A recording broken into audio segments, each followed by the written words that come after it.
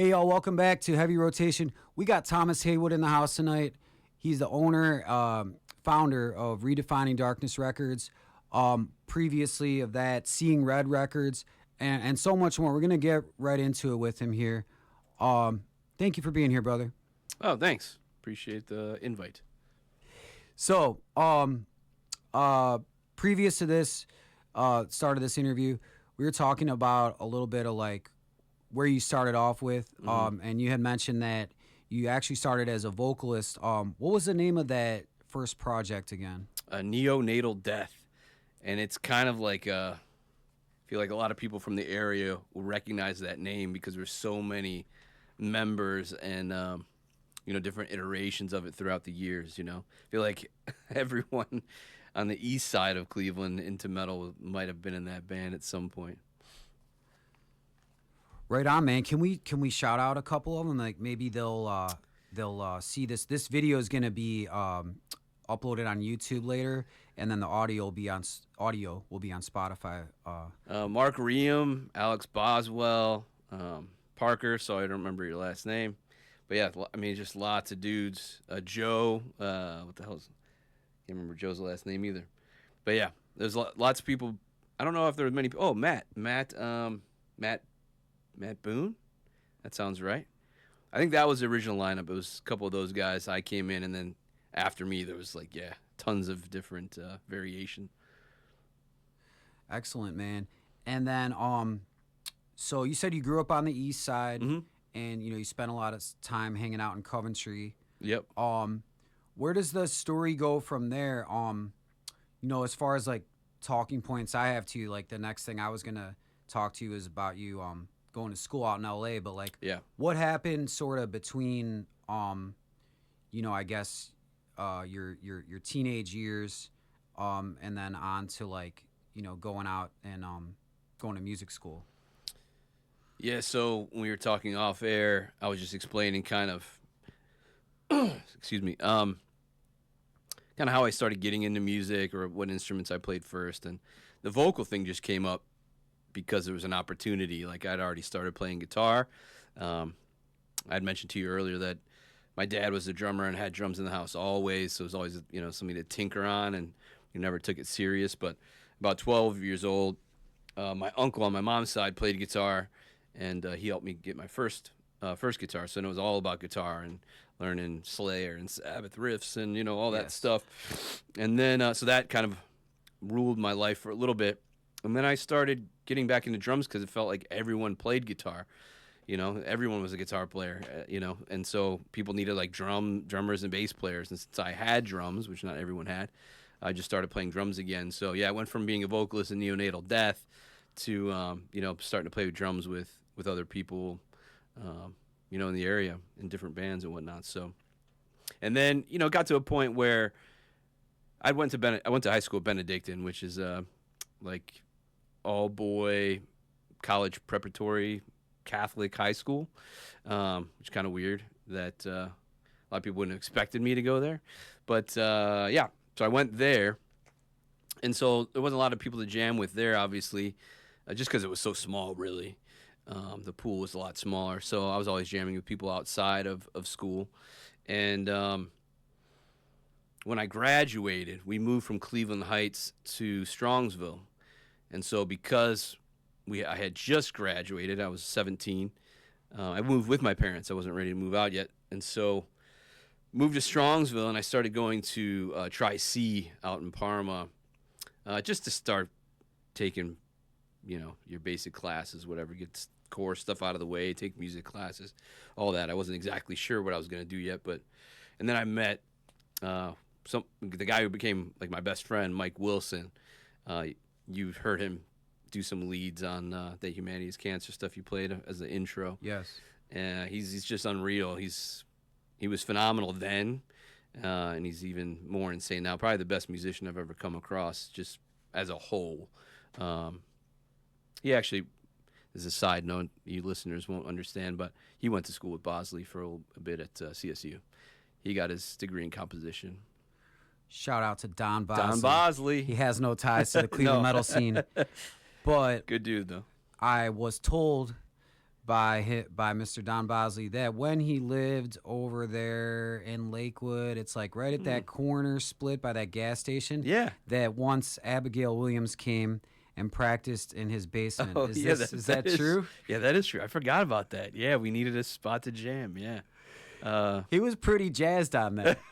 I was like surprised. That's funny. Because he's not really a metal guy, but No. he was like, dude, Tommy brought this band over and they like shredded in my basement, dude. Like, Yeah, he saved us, I think. I wish I remembered all the details, but yeah, a good dude. So anyway, so I was playing in a band called Embers to Ashes, and that was kind of like, you know, the band that you're trying to like get signed and like, you know, really put all that work in. You know, we're out of high school and we're playing as many shows as possible. It took us forever to find a singer, so we were just like honing our craft at Rock and Roll City Studios for years and years, dude. And that's kind of how we met all of the Cleveland metal stalwarts like Jim Kanya and, you know, all those guys. So, and Kanye was always like a big fan of what we were doing because we were younger and we were like fairly technically skilled for being young, you know.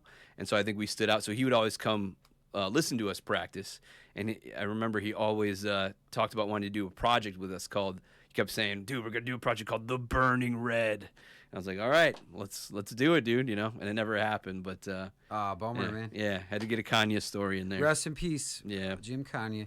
Tell me. Well, yeah, I was just saying, so, you know, with playing with Embers to Ashes, we had done some decent opening gigs for like Soil Work, and I think that was around Natural Born Chaos album, and we were the only local opener on the whole tour for a Strapping and Glad Meshuggah tour. So we did get some decent opening slots at the time. And we were just kind of like I don't know. Everyone used to joke when we play shows. We'd be like, "Oh, we're Embers to Ashes from Cleveland." And they'd be like, "From Sweden," you know, in the crowd because we sounded very Gothenburg before that was like a popular thing in like 99, 2000. Sure. So we were kind of earlier.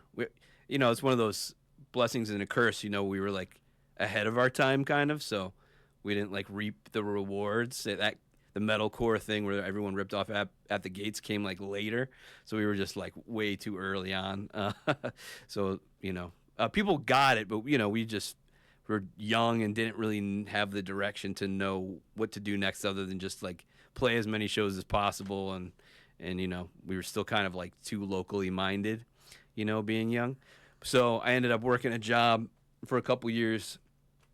Doing the band, and it just got to the point where I just felt like the wheels were spinning, and I was at a job where everyone around me, I was 23 or something, everyone was around me was in their 40s, and this was like their career job, and I was like, I gotta get out of here. Like, I just saw my future, like, this is not what I want to do with my life. And so that's when I decided to go to school for music.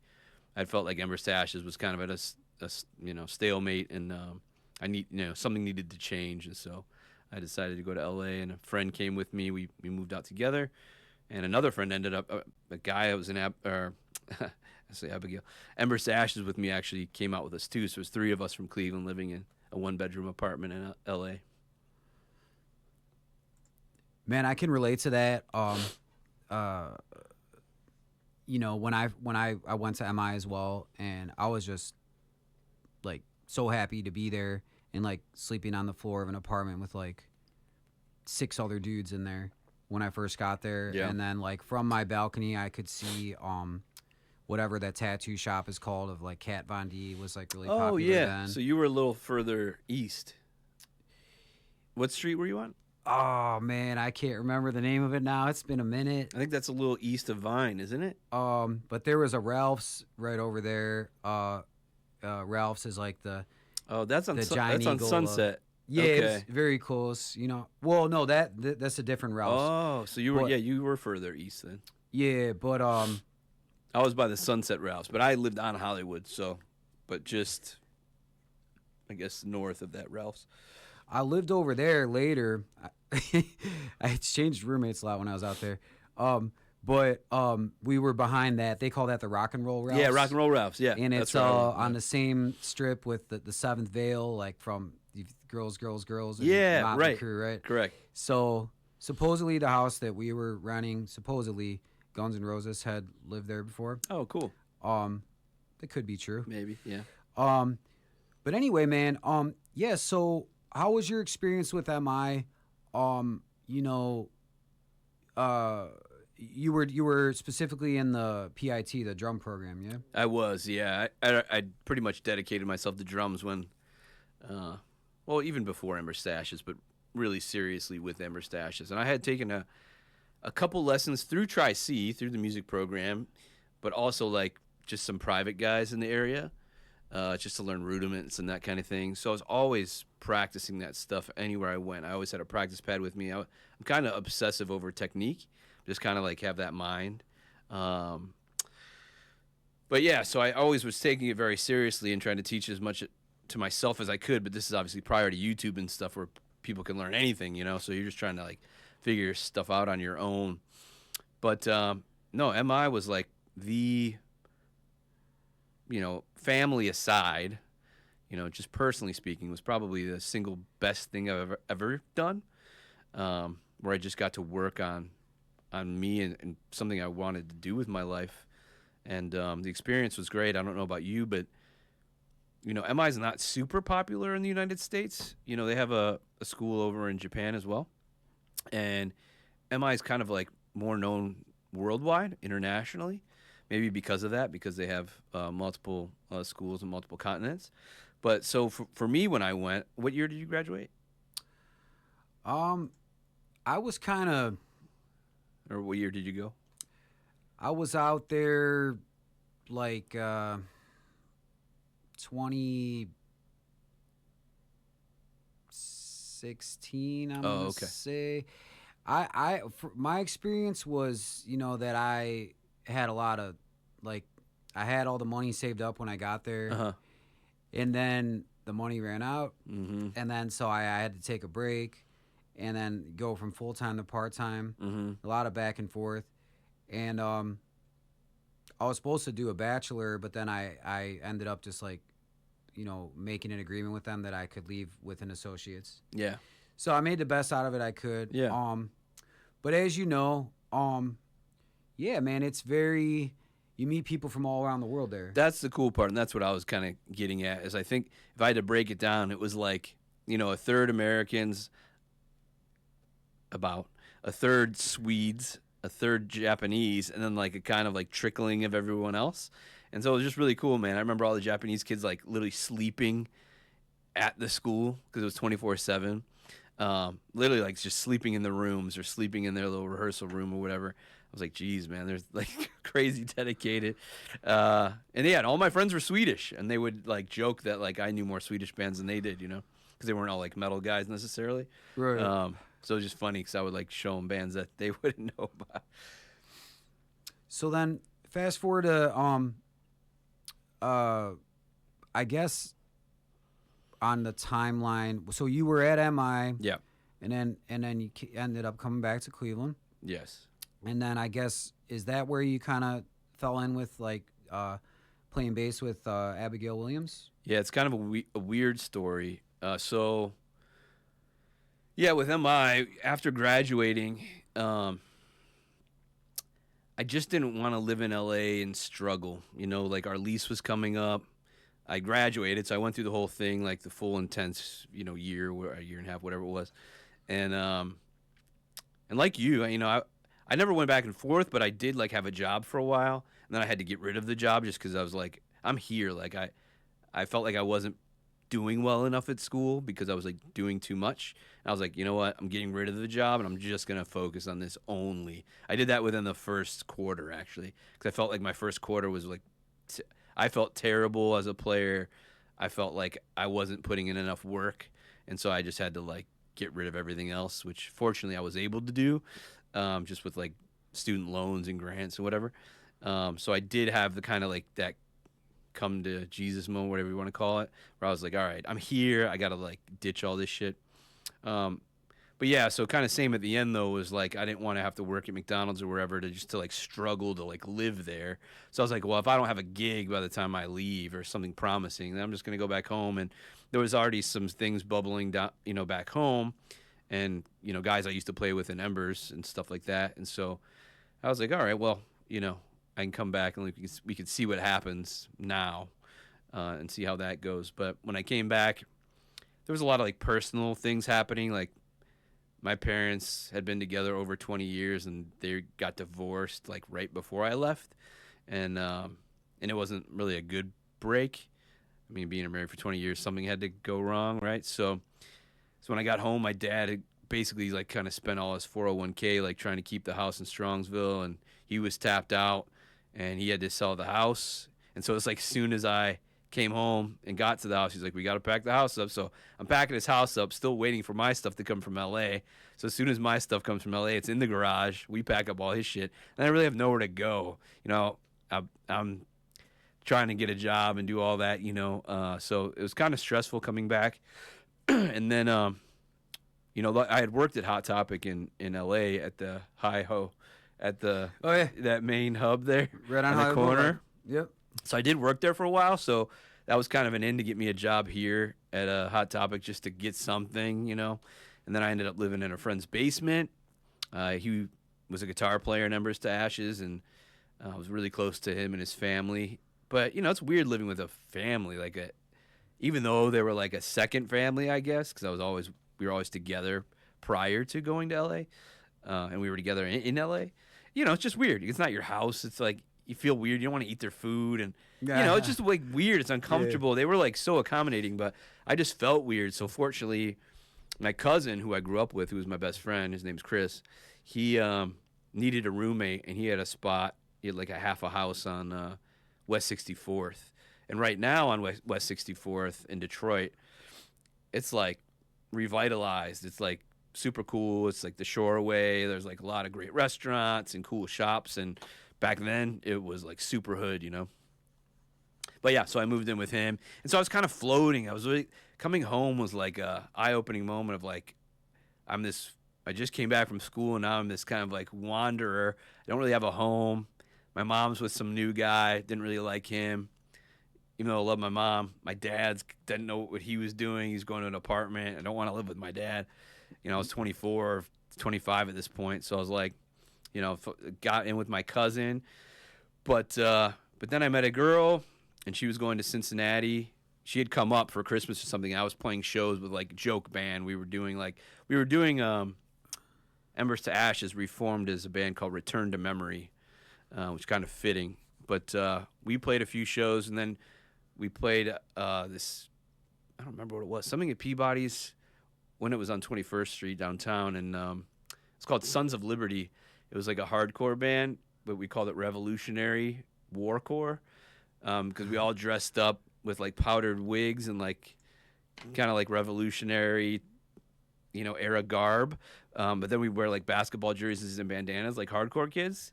And we would have songs about the Revolutionary War. And even the bass player, Tony Howard, he plays in a bunch of, you know, cover band. Actually, Don Bosley's old cover band, Tricky Dick. Tricky Dick and the cover-ups. Yeah, Tony's the new Tricky Dick, I guess. He took over.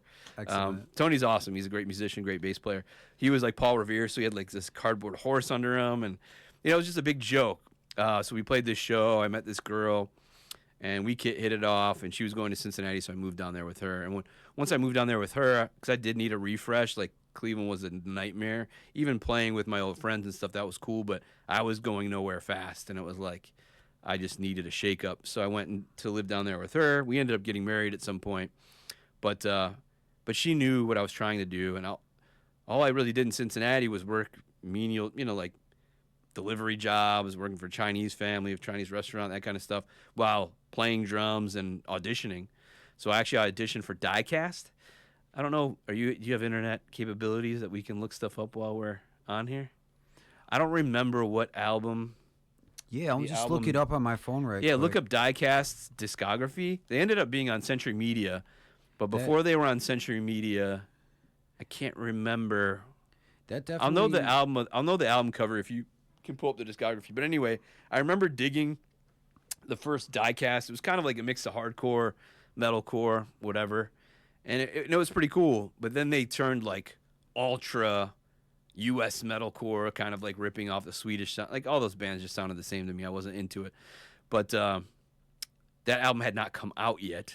Or maybe it had just come out. I don't remember. Yeah, it must have just come out because they were already on Century Media when I auditioned. But I remember liking their first album. Do you have the list? Yeah, I'm so trying to remember what it's called. I got their discography here. It seems like the first album would have been Undo the Wicked. Can I see the cover?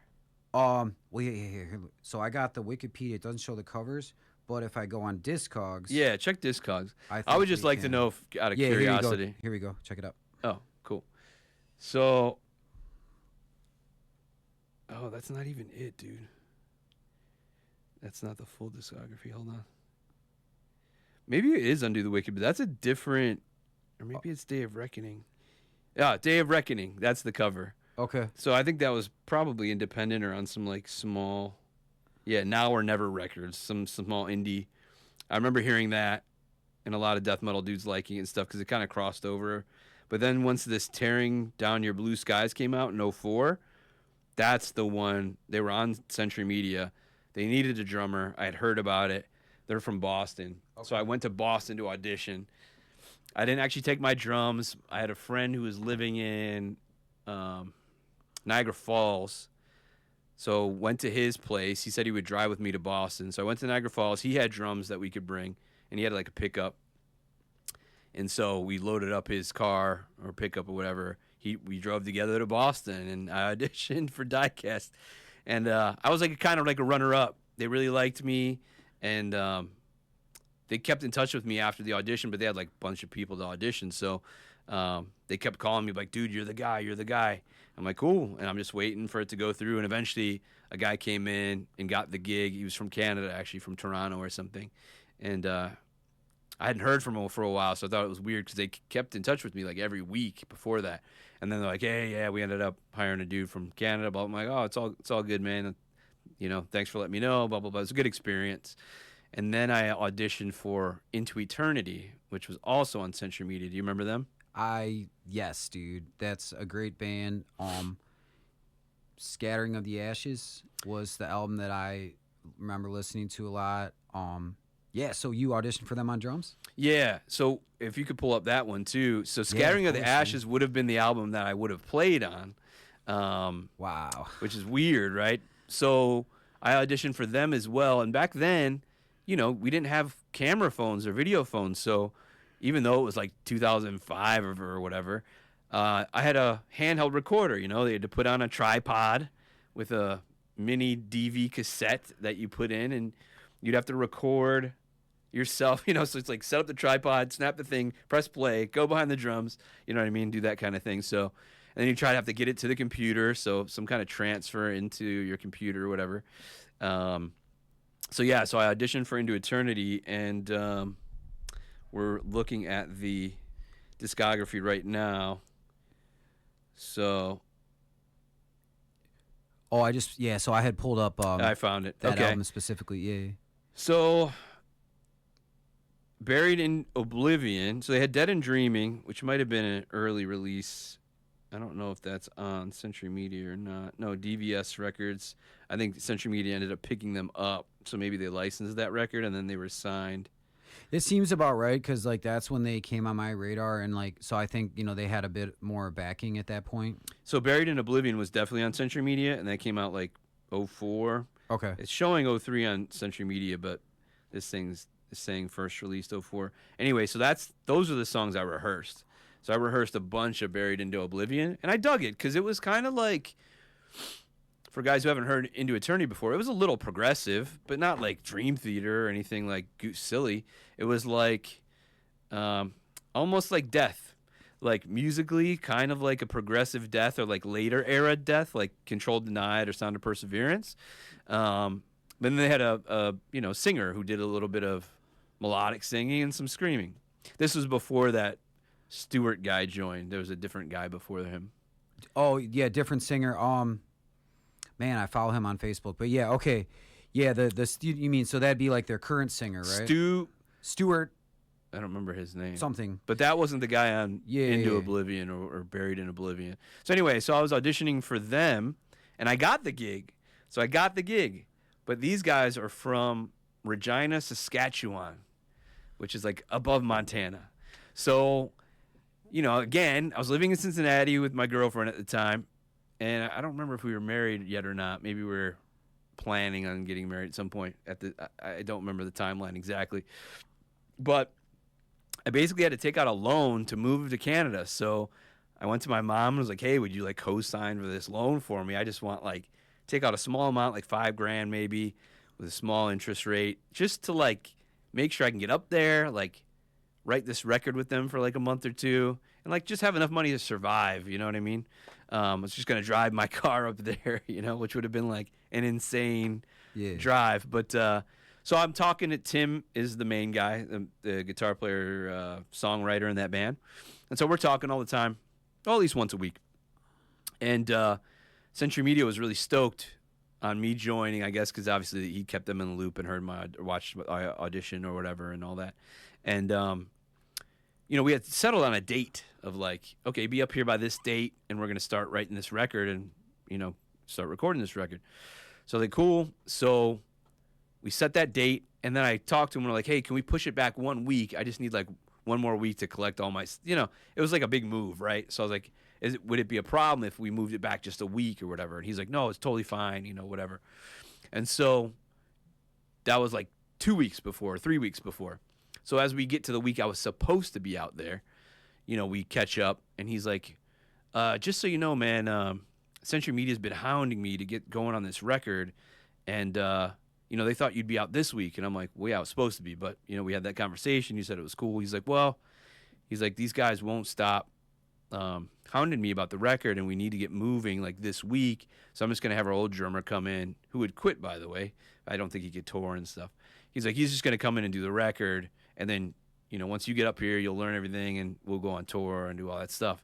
And I was like, dude, I'm like changing my whole life. Like I took out a loan, like I'm moving up to Canada. I wasn't gonna have work up there. I was literally just gonna survive till I did the record, and then until we go on the road where I can make a little money.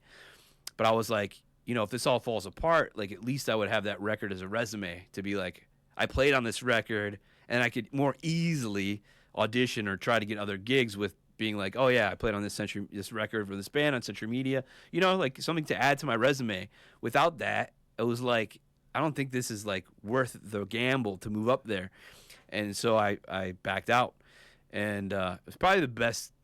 It was a hard lesson because I wanted it so bad, but and I was so bummed that I wasn't going to be on the record, but it proved to be a correct decision because I just heard so many bad stories about this Tim guy, and I don't know if it doesn't sound like he's a malicious dude, but it sounds like he's just a very like focused on his own thing in his own head, and like doesn't give a shit really, or not thinking outside of himself of like how things affect other people. Because there was a guy who played guitar with him forever, kind of big dude, bald dude. I can't remember his name, but I remember there was like a New England Metal Hardcore Fest, and they were booked to play it. Like this was like 2 years later or something after Scattering the Ashes, which was the record I was going to come in to write with him. He was in the band. He had been on the last record. He had been touring with them, whatever. And they went to go play that fest, and like no one told him, and they went, and he had to find out kind of internet. They went and played, and like no one called him. No one said like, hey, we're moving on, different direction. He thought he was in the band, so it was like terrible, terrible communication. So I think I dodged a bullet because I think things could have gone very wrong. Yeah, man. Like, just a music industry lesson here, No, I mean, hard lessons, man. I've had a few myself. I mean, it's like, I think we just got to be thankful for him. I mean, yeah, sometimes you dodge the bullet, sometimes you take it. And, but it just helps you navigate things a little further. If you truly love music, like, man, you've been doing this. And we'll sort of move on from this. Yeah, I never got to Abigail. I was kind of giving you the in between. No, it's all good, brother. This is just free form. I'm just thankful that you're here, and I have no agenda other than to highlight your work, man, and just So, but yeah, so this did lead in some way to you getting into Abigail.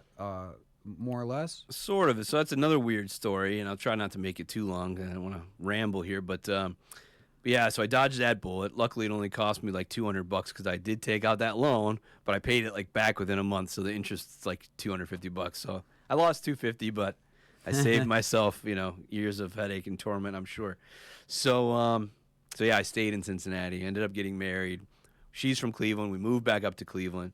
And then my best friend, who I mentioned earlier, that was in Embers to Ashes with me, Mike Wilson, he got a call from another friend of ours whose name is John. And me and John were the original guys that went out to MI together. We're both drummers. He was in a band called Forever Untouched. I was in Embers to Ashes. We were like buddy bands. We even shared a jam spot at one point. We moved to LA together. Well, John had actually gotten a gig kind of in the meantime. While I was doing all that down in Cincinnati, he got a gig while he was based in Cleveland because he came back home. And I think it was just one of those things, like how I did. Like, he saw they needed a drummer, he auditioned, and he got the gig playing for Abigail. And Abigail at the time was based in Phoenix. So he had told me about it. I was stoked for him. I listened to the music. I wasn't really into it. They had that EP Legend out, and I heard the first song, and again, it was kind of like an At the Gates clone again. I'm like, man, how long can people do this for? Like, this is like so old to me. Like, no one's going to do it better than, Soilwork and At the Gates and all these bands. So I just remember all the pedal riffs and like, Right. And so I was like, okay, it's a gig though. He's about to tour, so that's awesome, happy for him. And that tour was with Dark Funeral and Enslaved. So it was actually a really cool tour. So it was Enslaved headlining, Dark Funeral, and Abigail. And then probably local openers or whatever. So John was going to do that. He went to Phoenix to go rehearse with him. And then, like, their first date in, or like when they were about to leave for their first date, which I think was in Texas maybe, the guitar player goes, I can't do the tour. And so they're all like, you're telling us, like, right when we're about to leave? Like, I'm sure you knew this before. So I don't know if he was scared, whatever, but he bailed last minute. And so the only person, and obviously they're all scrambling, like, who could we get? And the first person that came to mind for John was, like, Mike, because everyone that knows Mike knows he's, like, an incredible player and can learn anything and probably learn it fast. And so they took a chance. They were kind of screwed. So they're like, all right, call your buddy. Obviously they don't know him at all. And John wasn't close to Mike, but he like knew of him and knew how good he was. So they called Mike, and Mike gets this kind of random call, like, hey, we'll fly you out to Oklahoma. Can you make it to this second date? And you got like 2 days to learn the songs, the set. And so Mike did. So he learned the set and flew down to Oklahoma. Never met these guys ever before. Just knew John. And and so he joined. So this is kind of how my entry came to be, right? So they kept touring, and there was a Cleveland date. And once they got to Cleveland, obviously I went out to see my friends and see the show. And Mike comes to me like first thing, and he's like, dude, this is like really uncomfortable. He's like, they're kicking John off the tour. And I was like, oh shit. Like, can I say that on here? This is like streaming, right? It doesn't matter. Well, it's funny try that not to swear. you're good, dude. You're way good. Sorry, Lakeland.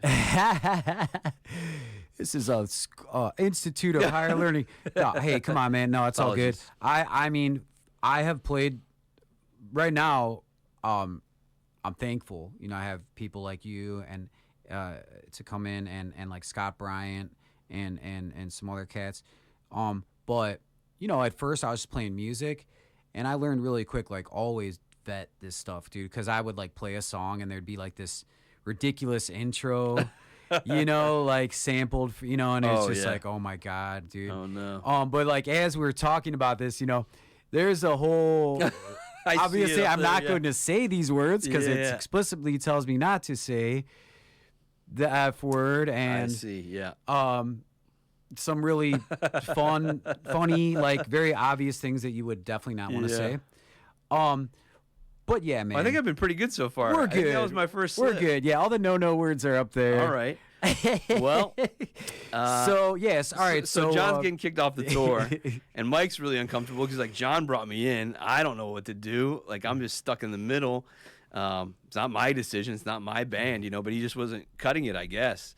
And he played that show that night in Cleveland. I watched him. I didn't know the material, so it sounded fine to me. But I guess he wasn't just up to snuff or whatever. And to be frank, man, there's like insanely fast stuff later in that EP, like 250 BPM, maybe for kids these days that's not much, but even 20 years ago, I mean, that's really fast to be doing double bass at 250. I still can't do double bass at 250. So anyway, so they had a plan. So the guy who recorded the drums for that first Abigail EP is Zach Gibson, who played with Black Dahlia Murder. He played on the Miasma album. And he's an awesome drummer. He's insane, and he's from Detroit, so he's close by. So they called Zach and were like, hey, Zach, can you finish this tour? We got to kick this dude off. It's, like, not going well. And Zach agreed, so he came down to Cleveland. So as soon as they got to Cleveland and played that show, they're basically like, here, John, you're at home. Stay home. And Zach went on to do the rest of the tour. So I'm sure it was very uncomfortable and, you know, embarrassing and, like, all these different things. You know, I just felt bad for my friend and felt bad for Mike that he was in this situation, and, you know, obviously felt bad for John that went down that way. So anyway, the tour ends. And for those who don't know, there was a female keyboard player in Abigail Williams, and Ken, the main guy in Abigail, is basically his band. Ashley, the original keyboard player, who's actually a phenomenal pianist. She went to Conservatory for Music. They were dating on and off, you know, and I think that got to be too much, and so they just broke the band up basically. So that band was basically done, but not officially. You know, it was kind of floating there. It was definitely like on hiatus. And but Ken was so impressed with Mike and got along so well with Mike that they started writing together. Even though Ken was in Phoenix and Mike was in Cleveland, you know, Dropbox obviously existed by this time. This was like 06. And so they were able to send files to each other. It's kind of the beginning of all that file sharing stuff and whatnot. And so they were writing together. They started writing together. And then they needed people. And so we don't know what this was going to be. But Mike was like, hey, like, would you be interested in playing this stuff? And I was like, well, I'm not really interested in playing Abigail Williams. And I'm like, for two reasons. I'm like, I wasn't really into that stuff that I heard originally, but I can't play that fast. And so he's like, no, he's like, we're writing like different tunes. It's more, you know, more melodic and like a little slower and whatever. And I was like, cool. So he played me a couple tunes. I was like, all right, this is cool. And he's like, well, Ken wants you at audition, so, you know, we'll do like these two tunes that he sent me, plus maybe a couple Abigail Williams songs that are slower, just for the audition sake. And I was like, okay, cool. And because Mike had played on tour with him, I could just practice with Mike the Abigail song. I mean, he just played them all tour, so I could jam with him. So I had this really cool jam spot at the time. I've been playing with this post-punk band called Blazer, like Blazer. Okay. It sounded totally Manchester, dude, like Joy Division E. It was actually really so fun. I loved playing with them. We had this really cool jam spot on like 26th and Superior. I think that whole, it was like a warehouse district. Annie Up actually used to be right across the street. Annie Up was like the big Cleveland studio, the only really notable one that I'm aware of. And we were right across the street, second or third floor, and it was a giant, like, old, cool warehouse, you know, like you could drive your car in an elevator, and the elevator would take your car up, and like our room was enormous, dude. Like you could literally drive cars through there. We never did, but it was so big. There was like a roller coaster, like an old roller coaster car from Euclid Beach up in that room, and the drums sounded awesome because it was just all wood and crazy verb, you know, at least for slow stuff, it sounded amazing. But we would rehearse there. It was such a cool spot. And so I rehearsed a couple Abigail tunes with them and rehearsed the new ones that they wrote. It sounded kind of like Hypocrisy or something. And I could play that stuff. So I didn't think anything exceeded like 180, 190. So I was okay. And again, no video phones. So we had to do the whole camcorder thing again. And so I did it jamming with Mike, which was cool. So I got to jam with him. I didn't have to like play to headphones or anything. We actually jammed together and sent that tape. And Ken liked it. And he's like, yeah, you got it. So I was like, cool. Because I think I played the songs, and then me and Mike freestyled some stuff or whatever. And so I did some stupid little solo thing and, you know, whatever. And anyway, got the gig for whatever it was going to be. We didn't know at the time. But that ended up being called Born of Fire. And so it was not Abigail Williams. I'd auditioned as a drummer for like a new project because it was very different than Abigail Williams' sound. And I never technically joined Abigail Williams officially in that manner. That happened later. So, long story long, Born of Fire gets signed to Roadrunner down the road. But we had been being courted by Roadrunner for a while because one of the songs that Ken wrote, he obviously had some contacts through being in Abigail. And one of the A&R contacts he had at Roadrunner was Mike Gitter. Gitter has now just recently moved on to a new position, but he had also been with Century Media as like head A&R. He'd been in the industry for a long time. Gitter had signed Killswitch Engage to Roadrunner, and he brought a lot of the big bands over to Roadrunner, like Opeth, he signed, Cradle of Filth. He brought a lot of those established bands over to Roadrunner as well. So he's very notable in the A&R world, especially in the metal world. So he was our A&R guy, and there was a song that Ken had sent him called Burning Bridges, and Gitter loved it, and the rest of the Roadrunner crew loved it. But, they kept wanting to hear more. And so what we would do is we had another friend of ours named Cole who was kind of like recording savvy. He had always been. And, good player and good riff writer. So we started working with Cole, and Ken moved from Phoenix here because now it's like we had all these guys here. It was like me, Mike, Cole, and then Ken moved here. And so we would just be writing tunes because it was like Roadrunner almost every day would be like, okay, that's cool. Send us another one. Like, all right. We send another one. We'd be stoked. And like, that's all right. Send another one. And so I had gotten Cole a job at Annie Up because Cole had always owned his own little studios. But a guy had left Annie Up, and Cole was kind of sick of owning his own places. So I kind of made the intro there. So Cole started working at Annie Up. So once he had the keys, we would just go in late at night when no one was there. I don't know if we were allowed to or not. Probably not. But we would. Sorry, Mike, the owner. Previous owner of Annie Up. But we would just go in and, just use the facilities to track, basically. We were just programming, just do things to make things fast, to get things to Roadrunner, like ASAP. And so we would sleep there. And mind you, I was like married at the time. So I'm like not coming home at night. I'm like a terrible husband. But, this was my dream. And we're in negotiations with Roadrunner and like all this stuff, right? Well, anyone who's been signed to a major label at some point kind of probably knows what I've gone through. But when someone at a big label is courting you, or if you're on a big label, they like look out for their investment. And so Gitter would like call us once a week, and not just like Ken, because he's the main guy. He'd like call me to see where my head's at, call Mike. Like, he'd call all of us, And I thought it was interesting at first, and you feel special kind of, because you're like, oh, he's checking in on me too. Like, it's not just like he's checking on the band. It's not just the Ken show or whatever. But going back, I'm like, maybe it's a little bit of that, but it's more like checking on the investment, seeing how things are progressing, seeing if this is something they can invest in, because at this point they hadn't invested. So, but at one point, we had to get a new keyboard player. There's all these things happening all at once. And I think Gitter helped us find a keyboard player. Gitter actually helped us. I'm going too fast. I'm going to bring it back a notch here. Yeah, you're all good. There's a key story here where everything changes from me playing drums to going to bass, and that's probably a story I should tell. So there was a point, and this is before any Abigail Williams talk. We're just like solely focused on this Born of Fire thing, okay? And we have a showcase. For anyone who knows, showcases used to be the way where, you could potentially get signed. And a lot of times showcases happen in L.A. You either drive out there, or you fly out there, or, usually on your own buck, but you get to play in front of record execs. And just so happens they were going to come to Cleveland because Roadrunner is based out of New York, so it's probably easy for them to come over. And date was pretty much booked. We had management because we had Abigail Williams management. His name was Jerry Clubb. He's managed a lot of successful bands at this point. But at the time, it was just us and Suicide Silence that he was managing.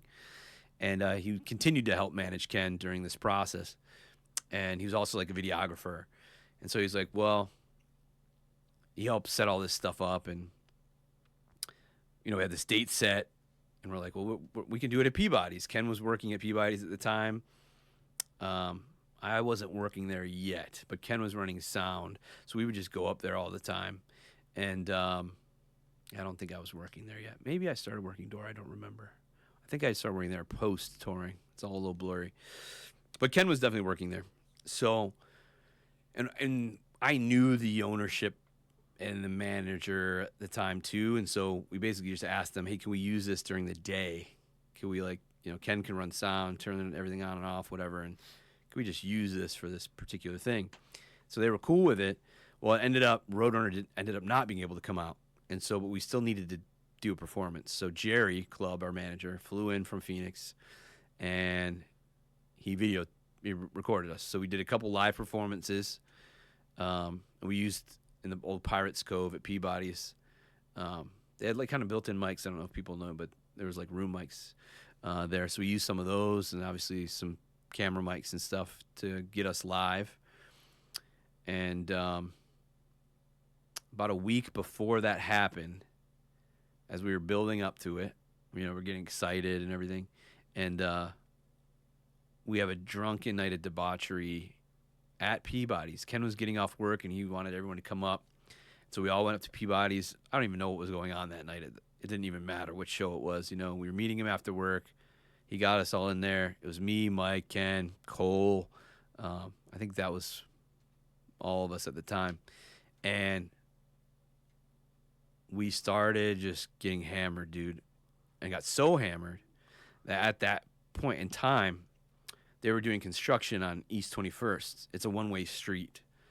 And when they do work on roads, they'll like cut all the signs down, and there'll just be like little stumps of signs where signs were and that kind of thing, like they're repaving everything, they're redoing everything. And so, in my drunken stupor coming out, one of those signposts that had been cut down, it's like beer bottle high, and it's green, and it looks like a Rolling Rock to me. And in my head, man, the most epic thing at that moment was I'm going to kick that bottle across the street, because right across the street was a giant brick building. And I wanted to shatter that bottle against that building because I was hammered. And so I ran and kicked that post as hard as I could, thinking it was a beer bottle that was going to be shot across the street. And I immediately went down because that thing did not move at all.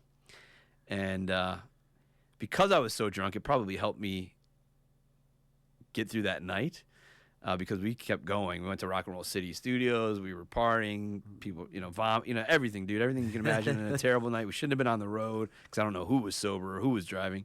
But we were hammered. And then, obviously you get home 5 a.m, whatever it is, and wake up and it's like, why can't I walk? And why is my foot destroyed? I thought I broke my foot.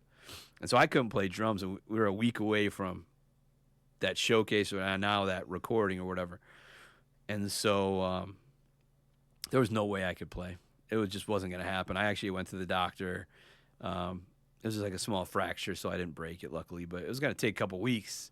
And we didn't have a couple weeks. We had Jerry flying out, like all these things.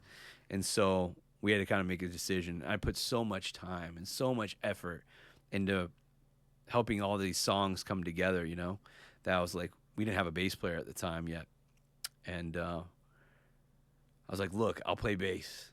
I'm like, I can play guitar. I can get by on bass. I'm not going to be a great bass player, but I can follow. I'll do whatever to keep this thing going because I've just put in too much work to like just give up on this, And so we were able to call Zach back down from Detroit, Zach Gibson, Black Dahlia Murder guy, to do this with us. He learned a couple songs super quick, and I traded in a drum kit, got a bass rig, and that's how the bass thing started. It was basically out of necessity because I destroyed myself. Man, that's a hell of a story. And I mean, I guess y'all had been working together quite a bit. That you had the what's the word for it? Can't think of it right now. Kinsmanship? I don't know. You had the friendship that they were like, okay, dude just was having a blast and did something kind of dumb, but like we're gonna let you play bass, man. Like, yeah. Well, they're like, you play bass. Well, because Mike knew I could do it, but like no one else. They're like, you play bass. I'm like, I can. I'll do it. So yeah, I just didn't want to be out at that point. We're talking to Roadrunner. This is like a lifelong dream as a kid, you know. I'm like, I just want to experience this and do it. I don't care how.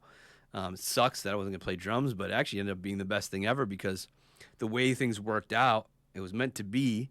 So we did that whole recording and that. I mean, there's video of the performances may not be public, but the music video is probably streaming somewhere because we actually shot a like music video to set in Roadrunner 2 that Jerry put together. So we sent all that into them, and of course, it still didn't get signed. It just kept going on and on and on. Those conversations, but in the meantime, Ken started getting Abigail offers. So it's like tour offers. And he owed Candlelight an album still because we were on Candlelight Records. All he had done was that EP. That's it. And so he's like, well, look, we're getting offers for Abigail. I still got to do a record for them. I don't know what's happening with Roadrunner. Obviously, we're all busting our butt writing these songs. They haven't signed us. Who knows if they're going to sign us or when. Like, maybe we could do the Abigail thing for now. And we talked to Gitter about it because obviously he was courting us. And Gitter thought it was the best idea ever. Because as Gitter, someone looking out for Roadrunner's maybe potential future investment, he's like, and it made sense too, but he's like, yeah, go out with the same crew. I mean, it was the same people in Born a Fire. It's Kristen, the girl who we basically got to play keyboards. She moved up from Atlanta kind of during all of that mess I was talking about. We had Zach now.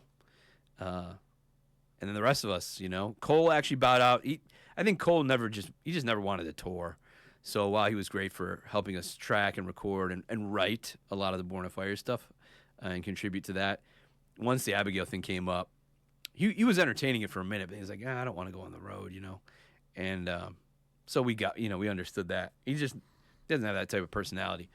And so they got a guitar player who used to be in Abigail, who lived in Phoenix, Bjorn. He was actually in Vehemence, too.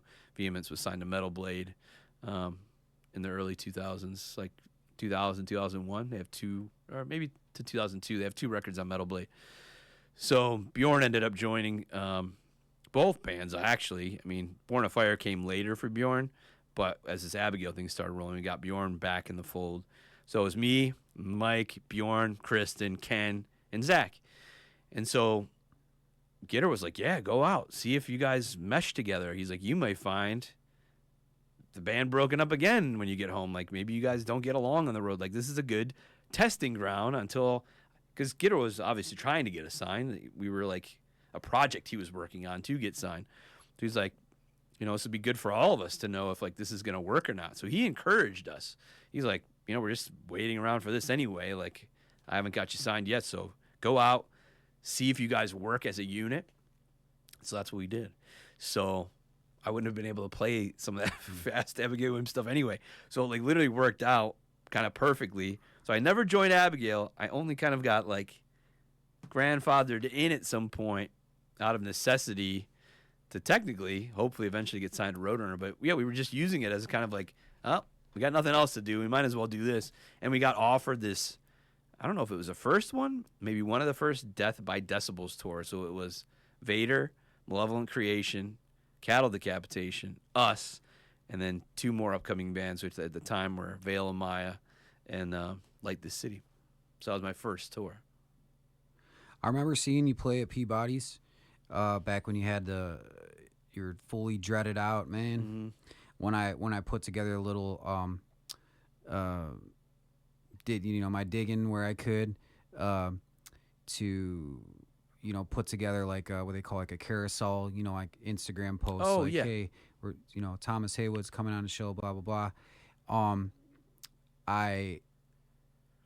Funny where I actually found this picture of you with the dreads, and you can tell it's old because it's super low res. Mm-hmm. Was on Discogs, because I'm like, well, let me find some music that that dude played on, and yeah, it's on there. Like you with the bass, it looks like it's almost like it might be like a P bass or something. I have a Music Man. Oh, Music Man, yeah. It definitely awesome. Wasn't like a Jackson, like it was, it was like Stingray, yeah, more like old school looking bass, and you're just like, head banging. Mm-hmm.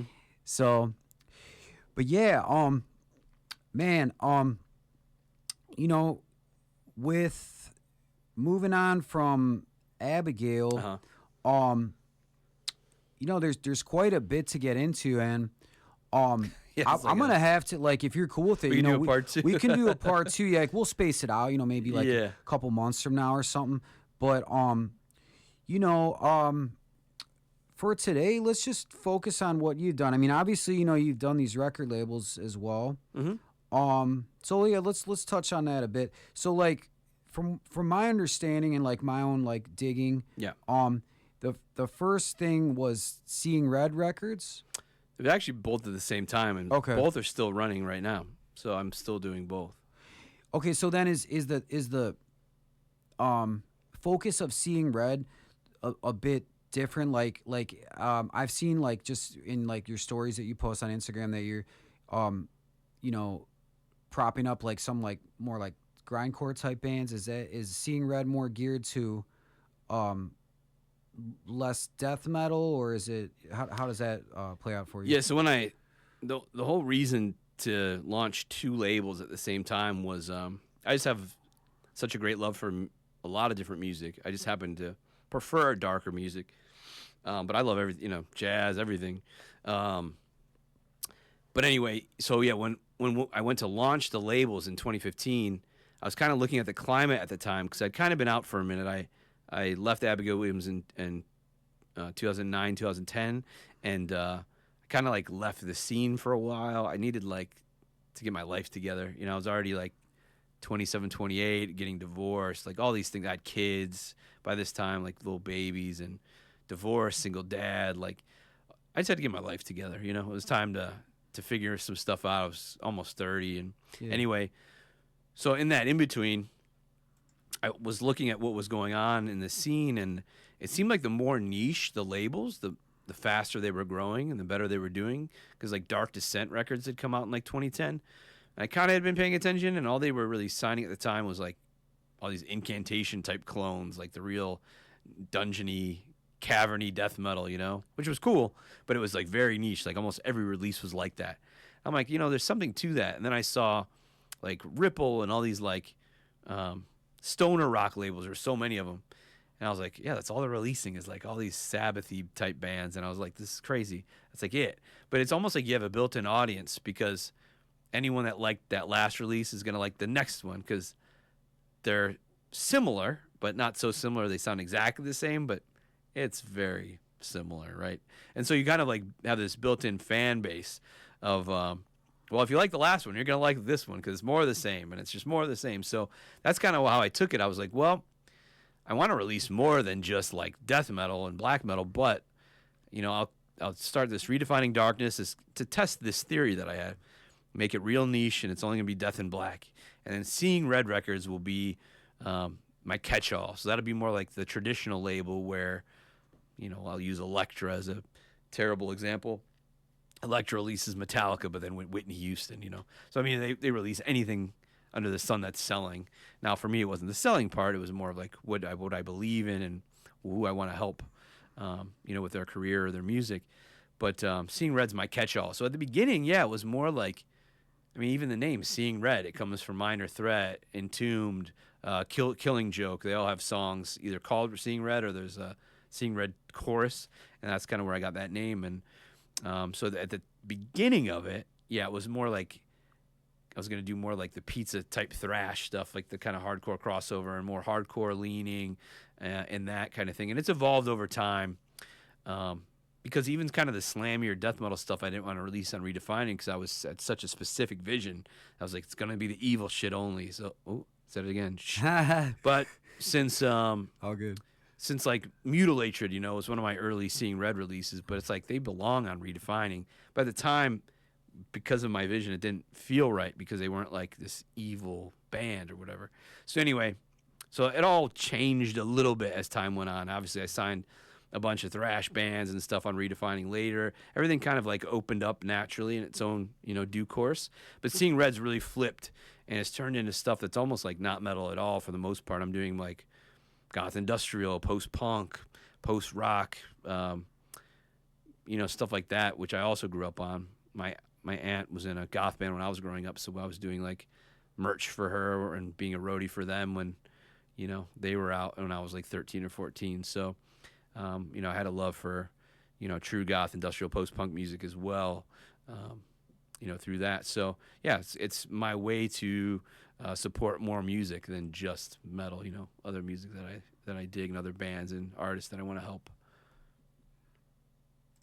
Yeah, I think that's important, and not something to get hung up on of like, well, it's just a smart move, knowing your audience. I mean, for better or worse, like, I think it could go either way. Like metal fans can be very opinionated, but if you try to look at that in a positive light, it's sort of like, protecting the culture and like the history of it, or if you're trying to be a bit condescending, maybe you'd call that gatekeeping. Mm-hmm.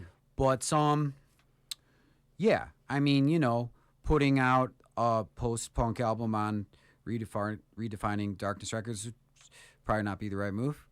I mean, I see like $20 Spin and Profound Lore do it, and then I go, well, maybe I could do it, and maybe that will happen someday. But I don't know. I just like to keep it a little more separate, so that, I mean, in just hopes that, again, I'm much less niche than I used to be, but it's just so that like maybe fans that appreciate this style will like the next thing I release, even though it's not as niche as it once was. It's a little more generalized, but it's still, yeah. I mean, post-punk and metal are definitely not on the same spectrum per se. I know a lot of people that do like both, but not everyone would. So, I still think there's a reason to kind of keep them in their own lane. And again, I'm not trying to gatekeep or do any of that, but I'm just really trying to keep it so that hopefully I build this group or following of fans, that really into everything I'm releasing here and really into everything I'm releasing there. And maybe there's some crossover too, which is really great. I just don't think there would be as much, No, who knows? Profound Lore proves me wrong every day. I mean, they're amazing how they can release like the most insane, crazy, cavernous death metal band, but then release, Executioner's Mask or something. So, yeah, kudos to them, because I guess I don't have the balls for it. But well, I mean, like I said, we'll definitely have to do a part 2. I mean, we're just scratching the surface here. To sort of wind down the interview, I did want to touch on the fact that, is your podcast still active at this time, or? No, we really launched it during the pandemic just as something to kind of do and to maybe engage with fans a little differently and help it because support the label at the same time, just gives fans something a little different. I don't feel like any labels are really doing a podcast at the time. And I didn't want it all to be Redefining Darkness based, but I wanted Redefining Darkness fans to give them something that they might be interested in. And, I did it with my friend Craig, who was running Reaper Metal Productions. He's a brother of the Horribles, who run Hell's Headbangers. He's not one of the owners with his brothers, but he worked for them for years. And yeah, he ran Hellcast for years. So anyone familiar with Hellcast, that was his baby. And I started coming on Hellcast kind of at the end of its run, as they always called me the producer on there. I would be the guy behind the scenes and helping out and helping come up with little segments and things, and I would chime in here and there. But yeah, we saw an opportunity and we had the equipment, and so we did it. And I think we have some really cool ones for people to check out. Yeah, I'm planning on going down that rabbit hole. Yeah, there's some good ones, man. We ask good questions. It's not like, how's the tour going? Like, that's what we didn't want to do. So we asked all the questions as fans and nerds that we are. We get down to the nitty gritty. And one little unique thing in there is there's very, very little. It might have changed a little bit since we did it, but I think we were the first to have Scott Burns on a podcast, and it's a long one. And I think it did inspire Albert at Decibel to get that book going. He probably had that idea already. I'm not going to take credit for that idea, but I do recall Albert reaching out to me, who's the editor of Decibel Magazine, for those who don't know, and saying how much he really enjoyed that podcast. And this was before any announcement of any book. And truth be told, I have a credit in that Scott Burns book that they put out because I helped supply the cover. There's a photo of Scott Burns that we used for our podcast. And we found it online, but it was really, really low res. And I found out what the source was, and it was an old like Guitar World magazine where they covered death metal like in the 90s, like during the boom, you know, and they featured Scott Burns on it, and it's a really cool photo of him like over a mixing board, you know, kind of in black and white. And I loved the photo so much, but it was so low res.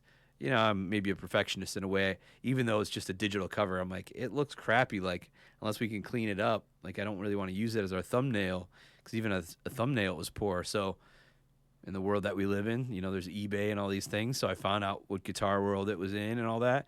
Found it on eBay, ordered the magazine. So now I was able to get it scanned in high res, and so that's what we used.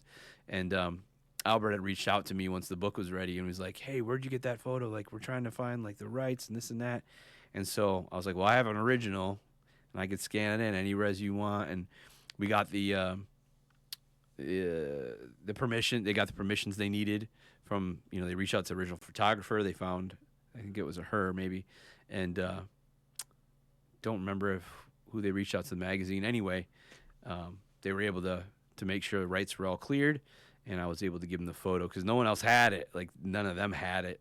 So I was like the only one. So I got a little credit in the book. Like, thanks, Tommy, for the, you know, having that photo. So That's rad, man. I mean, dude, we could go on for yeah, probably an 2 more hour right hours. now just talking about Scott Burns. Yep. I mean, legendary cat for sure.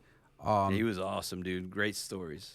For those uninitiated that might listen to this, you know, just Tampa Bay legendary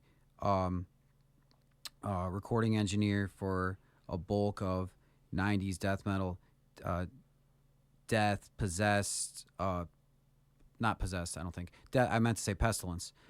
Pestilence, Obituary, maybe. Yep. Yeah. List goes on and on. So many. And actually, kudos to you too, because I know that you made like a Spotify playlist, and I it did. just has like all these like every single one of his yeah productions that's available on Spotify. Every single one. The one band kind of threw me for a loop because you know, this is like right now you have all these like they call like hardcore adjacent death metal bands, kind of a thing now,